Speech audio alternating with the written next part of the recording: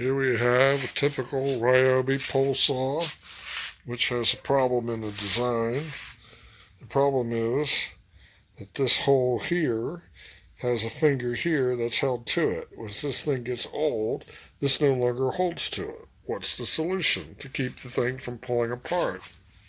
As you look up to the end of the pole, you put one clamp on tight here so that this can't slip off the tapered fitting. And then with the tapered fitting, you put another clamp over here, holding these two fingers into that hole, and voila, the thing no longer slips, and your Ryobi tool is now as good as it ever was. And these have really sharp chainsaw blades, and they're really effective for all kinds of use. So you can't really see it here. I got a bag tied onto it, but it's a typical like 9-inch, 8-inch blade Ryobi tree pole saw.